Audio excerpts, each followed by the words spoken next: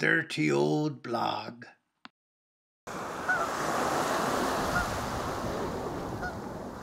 Hello there. Starting up the dirty old blog again. Um, it's getting a little cold out. It's beautiful outside though. I prefer trying to record outside. So, um, yeah, the surveillance state. You know, I, li- I live in New York. I'm assuming I feel like I'm just talking to a friend. So, but in case there is a larger audience, I live in New York City. Currently in Staten Island. And I had realized that basically New York is, if not the epicenter, one of the center stages of the financial industry. Um, and now in this day and age, excuse me, oh, pardon me. I guess this isn't going to be so professional, but maybe that'll give a character.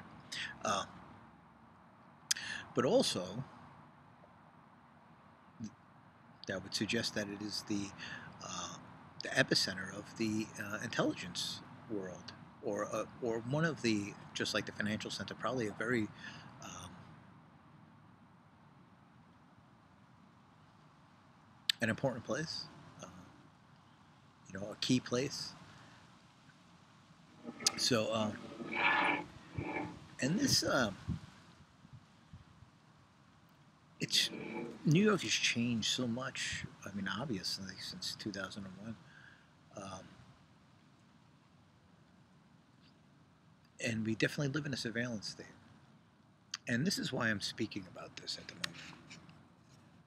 Because I have many friends who are police officers. I grew up in New York, working class, so I know many people who are uh, civil servants, police officers, corrections officers, um, and people would suggest that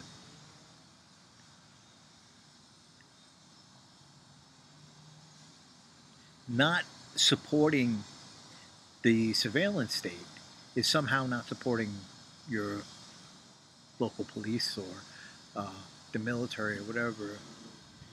However, they want to simplify that. And it simply is not the case, because I know I'm I was a bartender for years. I had a lot of friends that were police officers, and always knew, you know, how much of a thankless job that is. Because one, they don't get paid well. Uh, you're putting your ass on the line every night. When nothing may happen, but you're always there's always the possibility. And you have to deal with the bureaucracy from inside the police departments, which is a bunch of bullshit. Which is just a natural thing. So, you get it from everywhere, and it's a thankless job. Uh, and when you're done, you go in, you get a pension, but they give you a watch or something and give you your walking papers.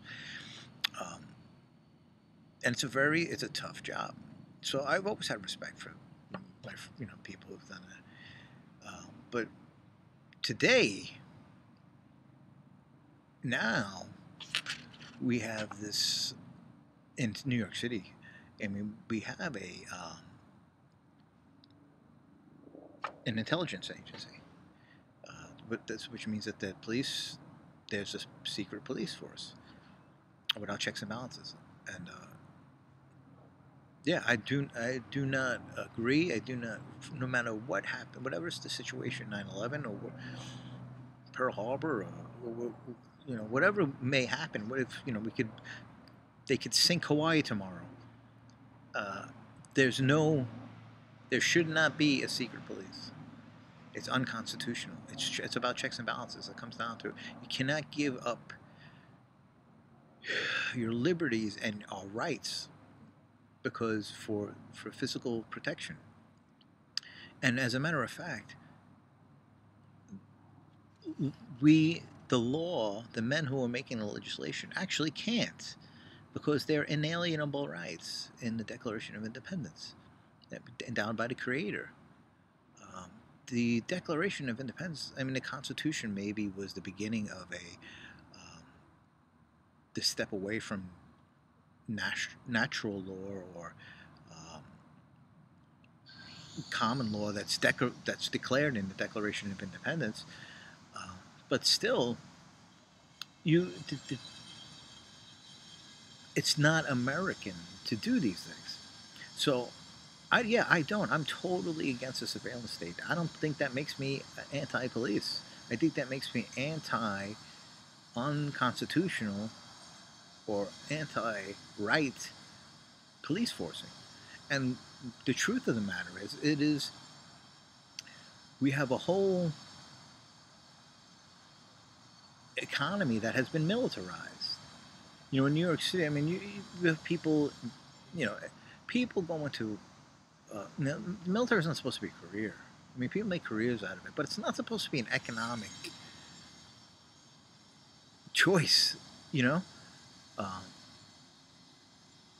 which it is. And I mean, the problem is that we monetize war, um, and this has nothing against the people who are doing that to make a living. Like the people who have made that choice, I mean, they're sold a bill. You know, it's advertised as a career.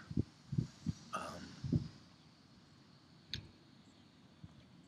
the problem is that we have a war on terror, which is irrational. Uh, it could go on forever.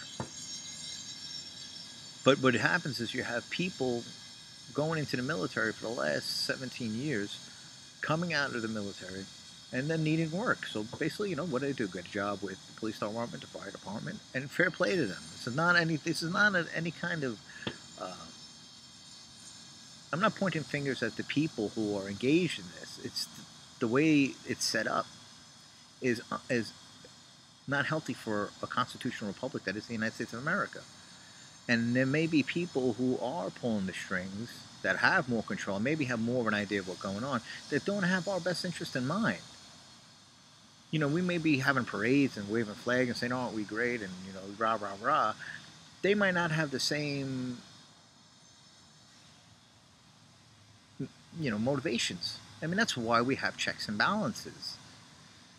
Uh, you know, intelligence community is a secret, hierarchical, ordered society that is totally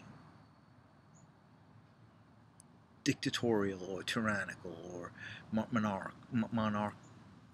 monarchy style. You have the guy who is in charge, and you have all the people who are subjects or you know in ranks. And at least when you have that is in an open society, an open even with our open police forces and military, we still can't control with checks and balances. Now you have a military, a police force that have no checks and balances. I mean, be honest with yourself. How much, you know, unless there is a group already uh, that are all in the know. You know, maybe it's in place already where there is a, you know, maybe a top tier and maybe an under tier that are jockeyed for position and are happy where they are, and they're like, all right, listen, this is our shit now. That's possible, you know. Uh, so anyway, this is my, I guess, my point being is like, yeah, I have nothing against police. I have nothing against military people. Um, it's the actions in relations to the principles of freedom. That's it.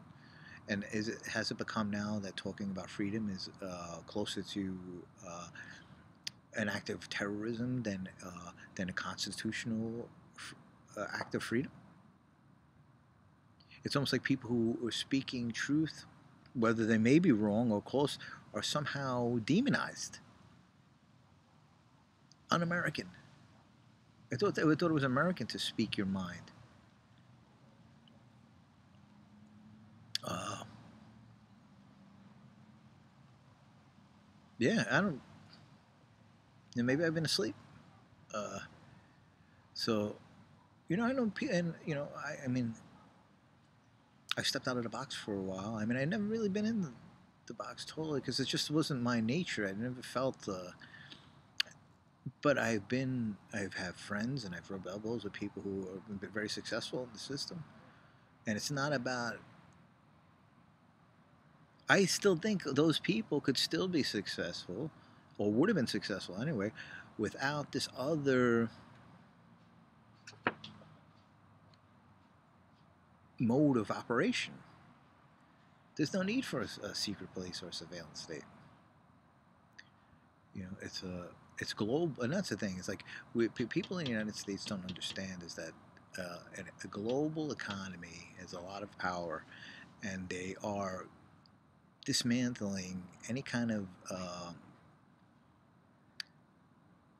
national sovereignty, state sovereignty, individual sovereignty, because they want a global.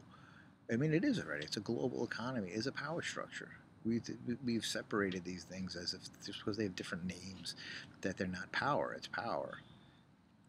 You know, corporations have the power of nations. They have their own military.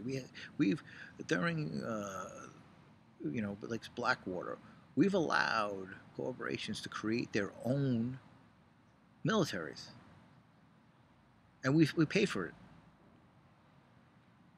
That's not in your best interest. You know, people. You know, corporations are power structures, and this is not anti free markets. This is anti-power structures where people have enough power and money to leverage, and not only just to leverage you monetarily, but take away the freedom of people. And now if there's a move to own all the civil, the police force, DOT, the Parks Department, all turning into enforcement agencies, what it is, it's an encroachment on your public space.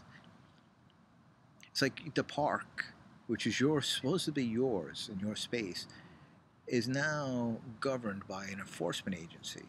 So it's not to keep the park safe and keep you safe. No, it's to make sure that the people who now are running the parks are going to enforce their rules upon you.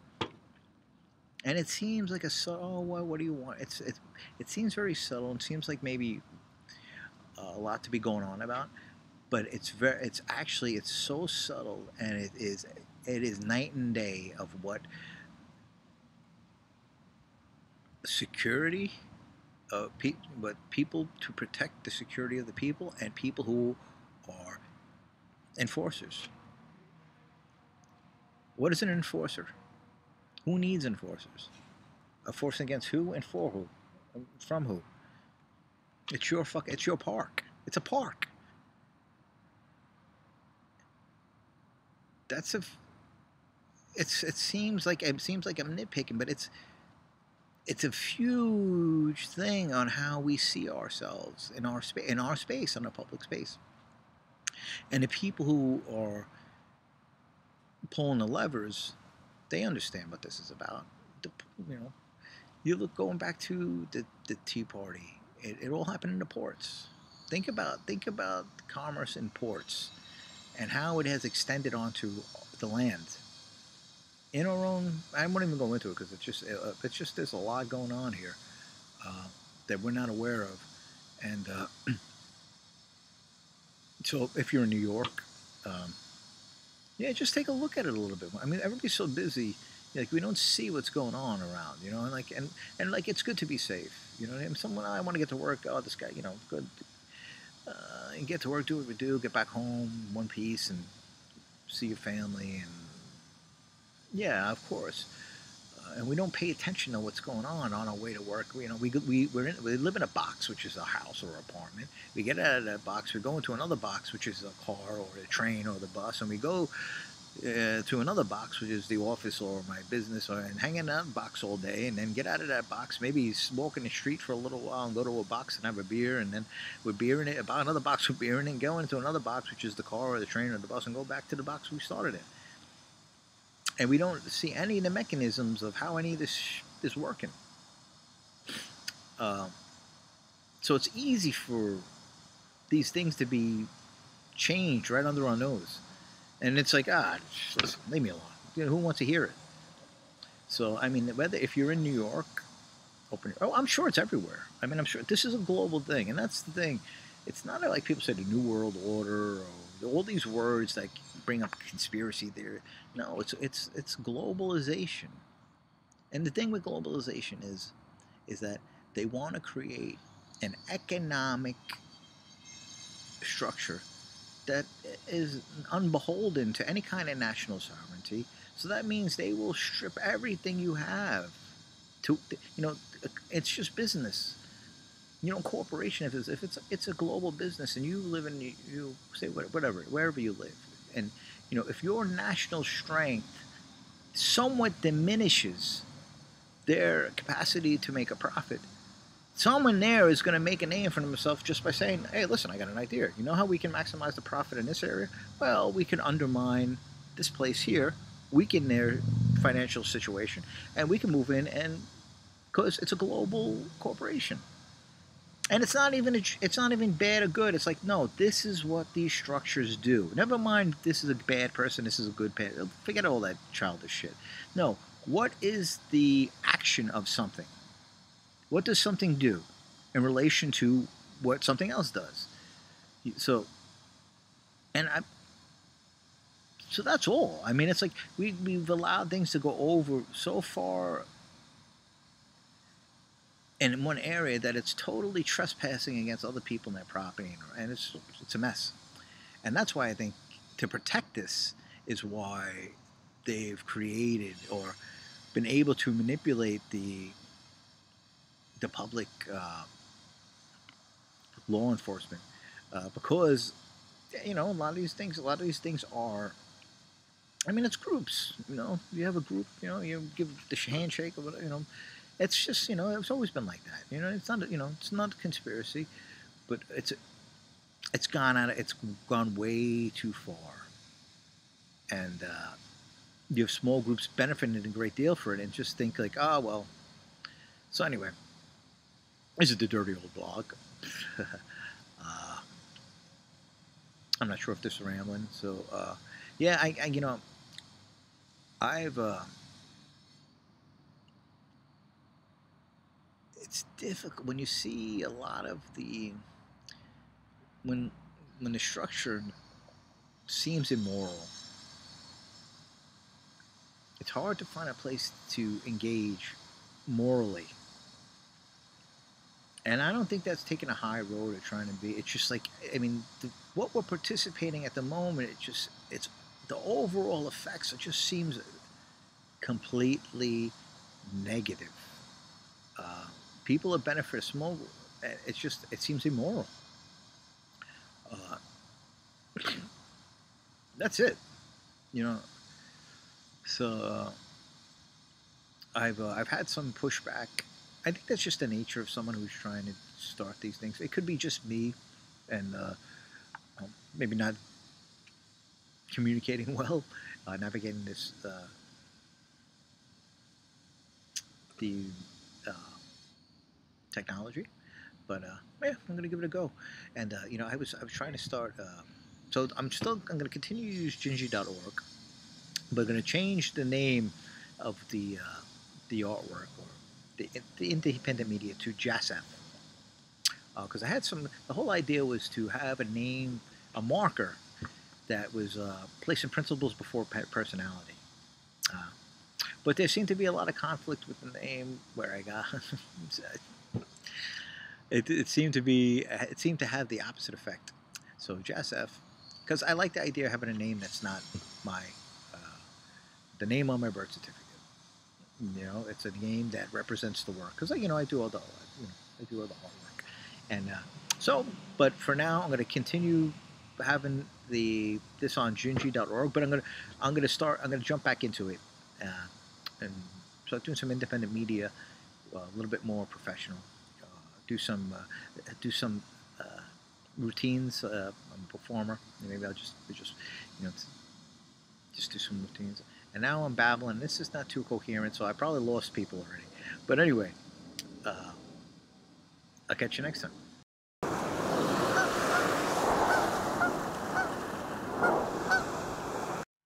Ah, the dirty old blog.